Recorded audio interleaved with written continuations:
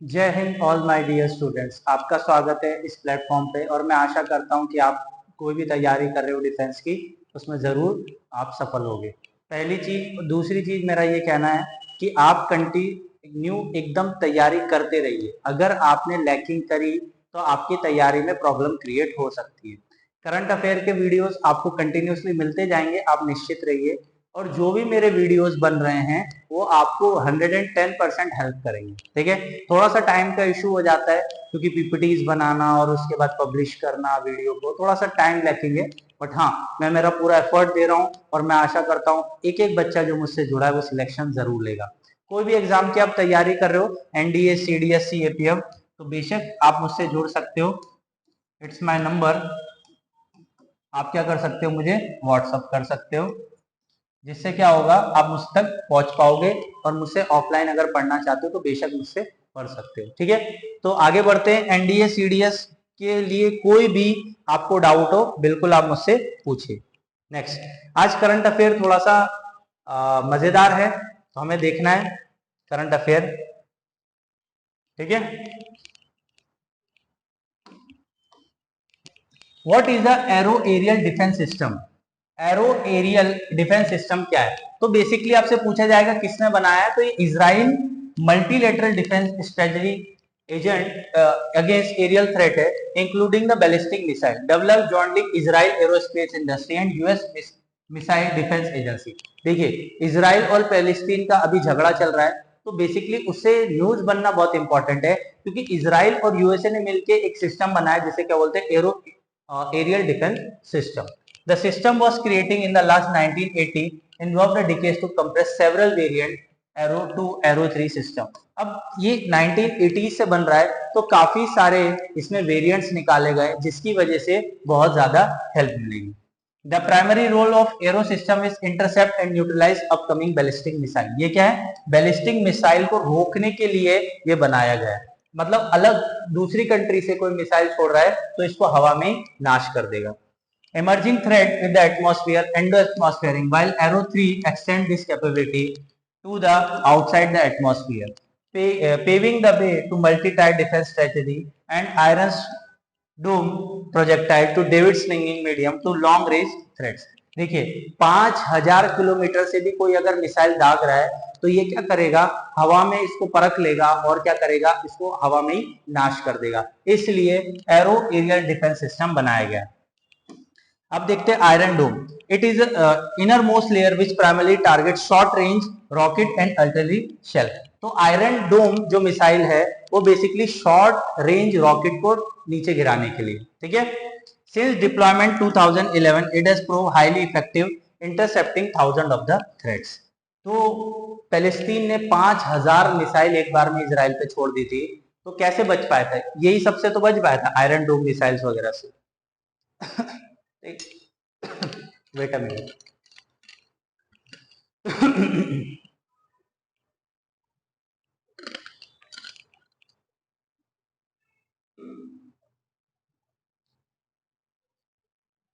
Okay, David sling is a second level design to deal with the medium long range missile. ठीक है, David लिंग मतलब ये दूसरा मॉडर्न है जो कि लॉन्ग रेंज मिसाइल और रॉकेट को नीचे कर देगा। Iron Dome and the arrow system targeting threat distance from cannot handle effectively. मतलब जो 5000-6000 किलोमीटर से कोई दाग रहा है तो उसको इफेक्टिव हैंडल करने का काम किसका है? एरो एरियल डिफेंस सिस्टम का। ठीक है, दूसरा, Iran intercept attack on Israel soil on 2024 was a significant test ground for the aero defense system. Iran ने इजराइल के ऊपर क्या किया था? मिसाइल दाग दी थी। तो कब दागी थी? अप्रैल 14, 2024 में। तो ये एक नमूना पेश करता है कि हम कैसे हैंडल इस चीज को कर सकते हैं। ठीक है, आई hope so it will be clear all this point. देखिए, इस तरीके से काम करता है, स्क्रीनशॉट ले सकते हैं आप।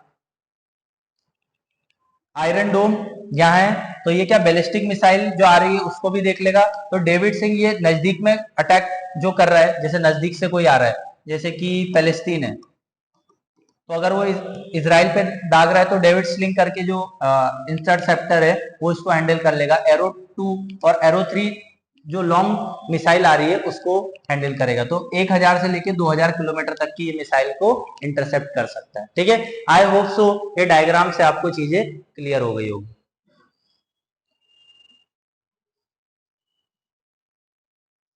चलो second news, Manipur report 60% of decline in OPM for cultivation.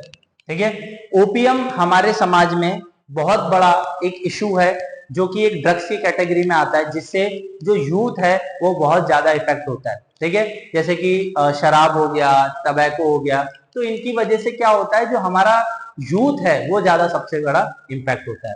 तो chief minister N Biren Singh announce a significant victory in a state fight against the OPM पोरी।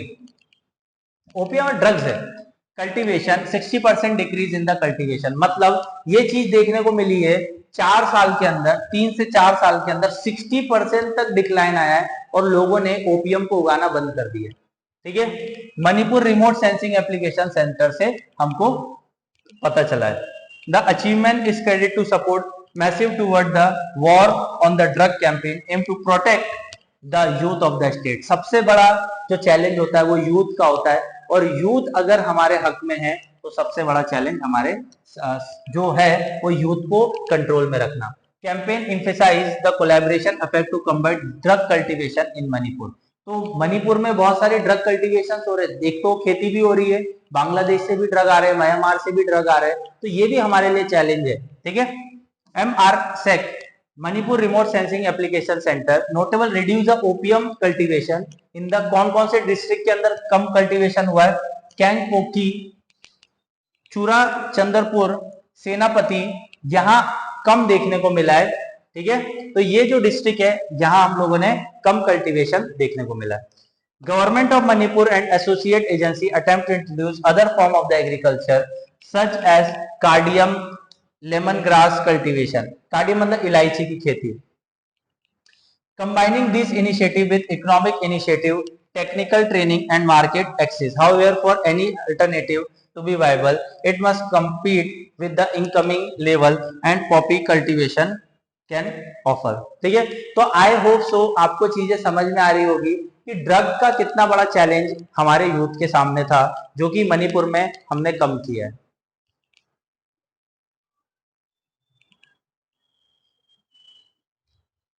नेक्स्ट आ जाता है DRDO, defence research development organisation, and Indian army successfully conduct the trial of man portable anti tank guided missile.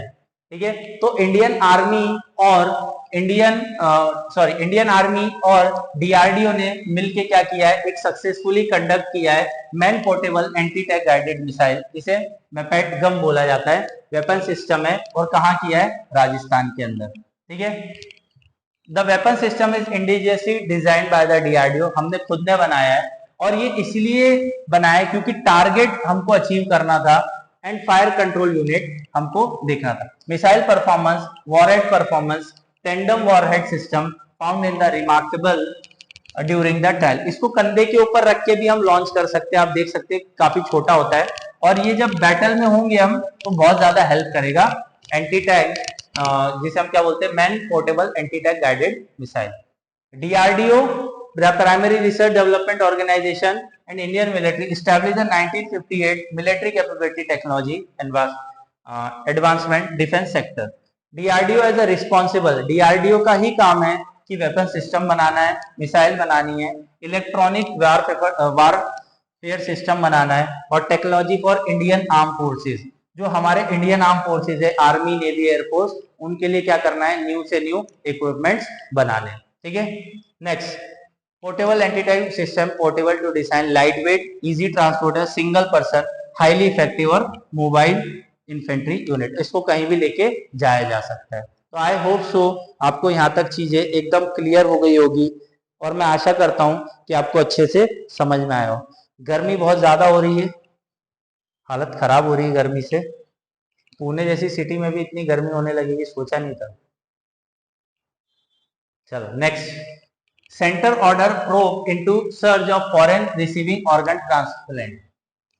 सबसे बड़ा issue क्या है, देखिए हमारे इंडिया में पैसे की बहुत ज्यादा कमी है, तो बाहर से लोग आके क्या करते हैं, ऑर्गन्स ट्रांसप्लांट कर लेते हैं, क्यों कर लेते हैं? क्योंकि वो ज्यादा पैसा दे सकते हैं। ज्यादा पैसा देंगे तो गरीब व्यक्ति क्या करेगा, भाई दे दे, किडनी तो देना है, पैसा 20-30-40 लाख दे के वो ट्रांसप्लांट करवा सकता है। तो इलीगली ये चीजें भी होती है, तो उसको भी हमको नजरअंदाज नहीं करना चाहिए।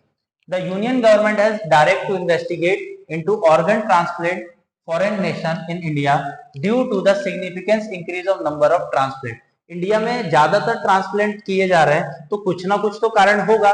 Commercial dealing in the organ transplant foreign, ministry of health and family welfare called closer monitoring by the state and the union territory hospital violating rules.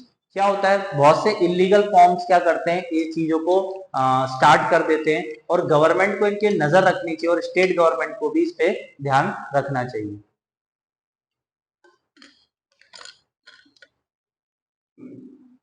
दूसरी चीज, the ministry of health and family welfare has expects over report of commercial dealing in the organ transplant and direct to appropriate authority under the organs act 1994।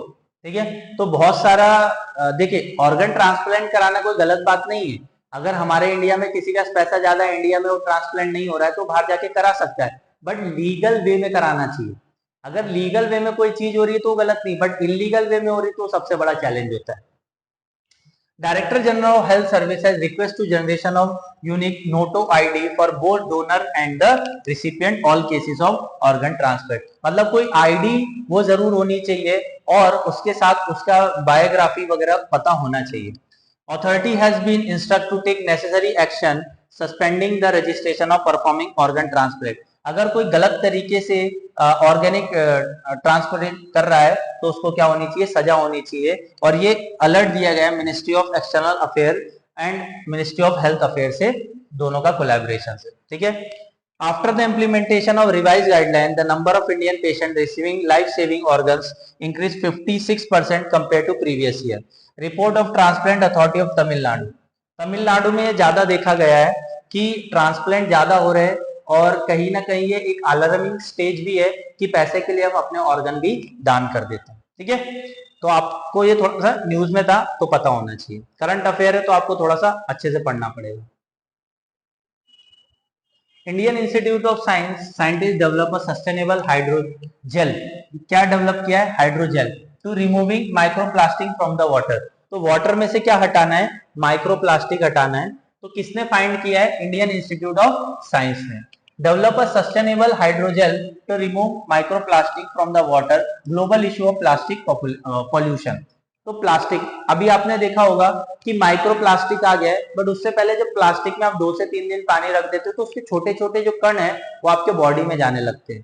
ठीक है, जैसे कि microplastic less than 5 millimetre in the size are prevails in ocean, soil, even the air we breathe, posing the threat to the human health। तो 5 millimetre in the size वो हमारे health को बहुत ज्यादा डिटोरिएट करते हैं और कहीं ना कहीं हमारी हेल्थ के लिए अलार्मिंग स्टेज है। तो हाइड्रोजेल क्या करेगा, पॉलीमर नेटवर्क है to blend and degrade microplastic from UV light irrigation.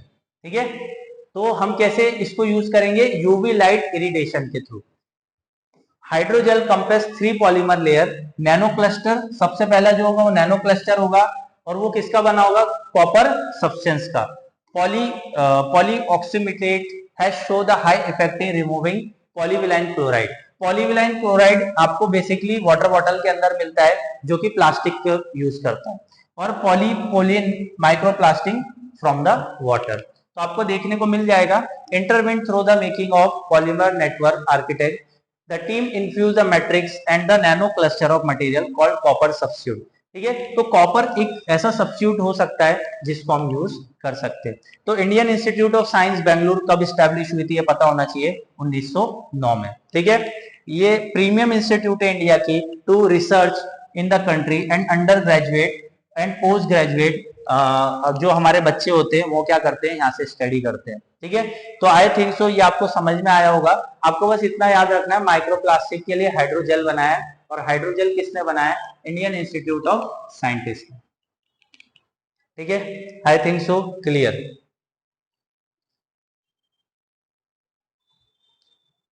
World Chagas disease day observe by WHO on April 14। तो आपको ये पता होना चाहिए, Chagas day, the Chagas day also know as American trypanosomiasis is a parasite infection caused by the protozoa Trypanosoma cruzi. तो आपसे पूछा जा सकता है ट्राइपोसोमिया क्रूजिया क्या है, तो एक तरीके का अमेरिकन डिसीज है, ठीक है।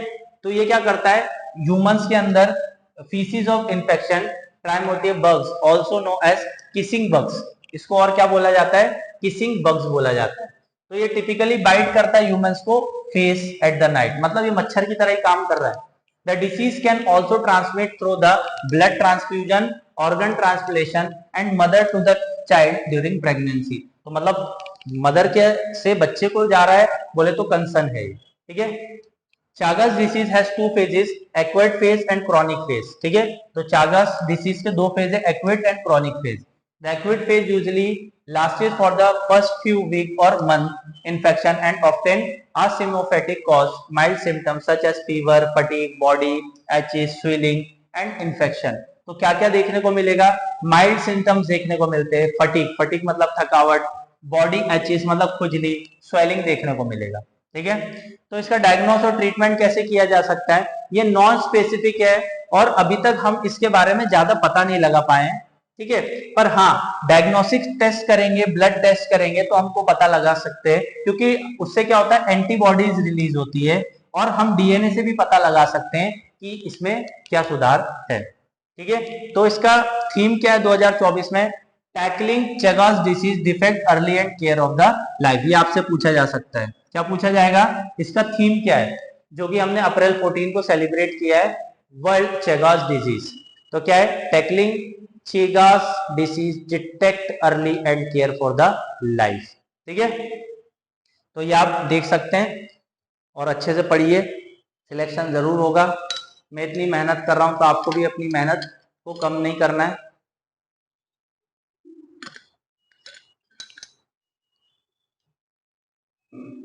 ठीक है। चलो,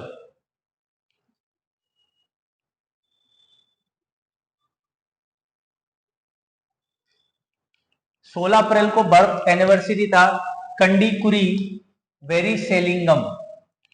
अभी इनको क्यों लिया गया है इसका नाम, कंडीकुलम वेरिसेलिंगम, born in 1848, प्रोमिनेंट राइटर है। कौन थे ये, प्रोमिनेंट राइटर थे और सोशल रिफॉर्म थे। तो आपसे क्या पूछा जाएगा, कंडीकुरी वेरिसेलिंगम, अगर सॉरी अगर प्रोनाउंसिएशन अच्छा नहीं हो रहा है क्योंकि तमिल नेम है, तो मद्रास के प्रेसिडेंसी में इनका जन्म हुआ था ब्रिटिश टाइम पीरियड में, और इनके जो फादर थे वो तेलुगु रेनेसां मूवमेंट में शामिल थे, और इनका जन्म कहाँ हुआ था, और ये सोशल मूवमेंट कहाँ कर रहे थे, आंध्र प्रदेश के अंदर। तो ये एक लिटरेचर थे, लिटरेचर लिखी है इन लोगों ने और सोशल रिफॉर्म्स किए समाज में। तो कंडीकुरी वेरिसेलिंगम ये किससे बिलोंग करते हैं, तो ये तो सोशल रिफॉर्म या राइटर थे। Veeresalingam was born in the Telugu speaking Brahmin family. ये कहां से बिलोंग करते थे, ब्राह्मण फैमिली से। Rajahmundry, after overcoming obstacles such as smallpox, इनको चिकनगुनिया हो गया था। His father as a young age he exchanged the study, eventually become a teacher in the Korangi village. तो बाद में क्या बने, टीचर बने। His education in English medium school have to develop passion for literature and the social reform. तो उन्होंने कौन कौन सी लिटरेचर लिखी है, तो उन्होंने तेलुगु में लिटरेचर लिखी, संस्कृत में और हिंदी में लिखी है, ठीक है। तो उनकी फर्स्ट नोवेल कौन सी थी इन तेलुगु लिटरेचर, राजशेखरा चरित्रा। सॉरी अगर प्रोनाउंसिएशन सही नहीं हो पा रहा है तो आप ठीक कर लेंगे, Rajasekhara Charitra. Literature such as play journal promoting women's education, इनने वुमेन्स एजुकेशन के लिए भी बात करी थी और इनको टाइटल दिया गया था गंडक्य टीकना या टीकना ऑफ क्रॉस, ठीक है।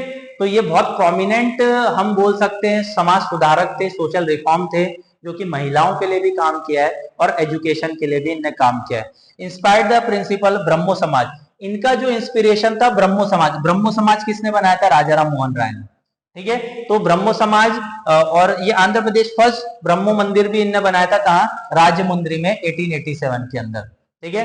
ब्रह्मो समाज के कुछ रिफ्लेक्शन इनके वहां देखने को मिले, सोशल रिफॉर्म जैसे कि वुमेन एम्पावरमेंट। और हितकर्णी स्कूल इनने कब बनाया था, 1908 में, ठीक है।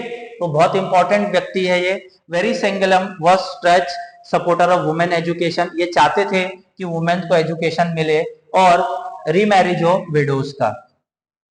तो आपको लिखना है कि मॉडर्न इंडिया में किसको बोला जाता है remarriage of widows as a father of the inclusions, मतलब किसने ये स्टार्ट करा था रीमैरिज ऑफ विडोज, ठीक है।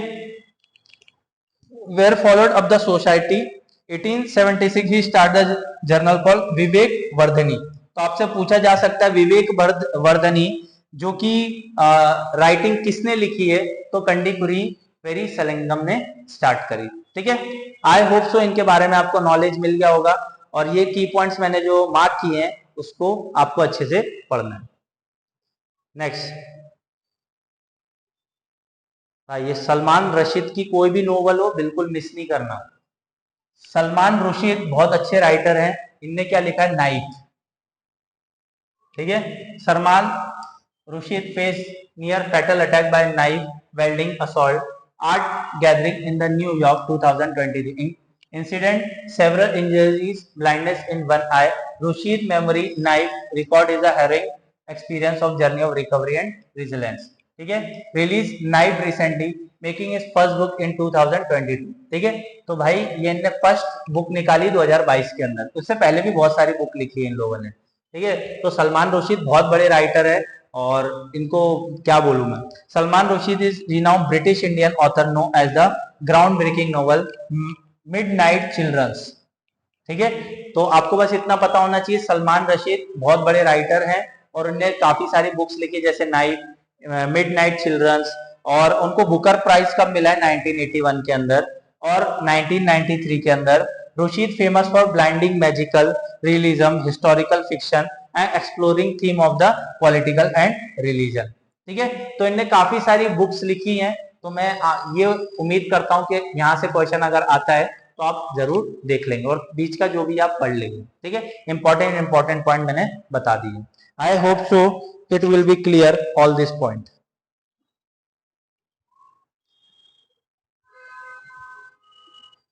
चलो, इंडियन मेट्रोलॉजिकल डिपार्टमेंट कहां पर है आप सर्च करके मुझे लिखेंगे। तो Telangana, West Bengal, Orissa, Andhra Pradesh, Tamil Nadu, Karnataka, Kerala, Maharashtra, Goa. Heat wave expected April 16 to April 17। भाई गर्म हवाएं चलते हुए देखने को मिलेगी, इंडियन मेट्रोलॉजिकल डिपार्टमेंट ने प्रेडिक्ट किया है। उड़ीसा, वेस्ट बंगाल, आंध्र प्रदेश में 16 से 20 अप्रैल को देखने को मिलेगी। और ये मैंने क्यों लिया है, क्योंकि इंडियन मेट्रोलॉजिकल डिपार्टमेंट कुछ डायरेक्शन प्रोड्यूस करता है, जिसकी वजह से अगर आपके एरिया में कुछ प्रॉब्लम्स आ रही है क्लाइमेट को लेके, तो आप उसको जान पाए। No weather warning are expected in the near future, no action need to taken by the general public disaster management authority, ठीक है। तो जब ग्रीन अलर्ट दिया जाता है तो वार्निंग नहीं होती है, यहाँ कुछ ज्यादा होने वाला नहीं। येलो अलर्ट में क्या होता है कि एनडीआरएफ वगैरह एक्टिव हो जाते हैं, क्योंकि बाढ़ भी आ सकती है, कुछ ऐसे भूकंप भी आ सकते हैं, कुछ साइक्लोन्स भी डेवलप हो सकते हैं, आंधी तूफान भी आ सकती है, तो आपको जनरली येलो अलर्ट में देखने को मिलेगा। तो disaster manager authority should plan and prepare for any potential impact, ठीक है। और लोकल अथॉरिटी को भी क्या किया जाता है, इसके अंदर शामिल किया जाता है, ठीक है। आई होप सो आपको समझ में आया। आपके लिए होमवर्क क्या था, इंडियन मेट्रोलॉजिकल डिपार्टमेंट का हेडक्वार्टर कहां पर है, आप प्लीज कमेंट लिखिए। तो मैं आशा करता हूं आपको करंट अफेयर अच्छा लग रहा होगा, ठीक है। तो अगर अच्छा लगा है तो सब्सक्राइब, लाइक, कमेंट और शेयर जरूर करेंगे, और मेरी दिल से बस यही चाह है कि आपका सिलेक्शन हो, और ज्यादा से ज्यादा बच्चों का सिलेक्शन मेरी मतलब क्या बोल सकते हैं मोटिवेशन है एक तरीके से, और मेरे सक्सेस का कारण भी है। Thank you all.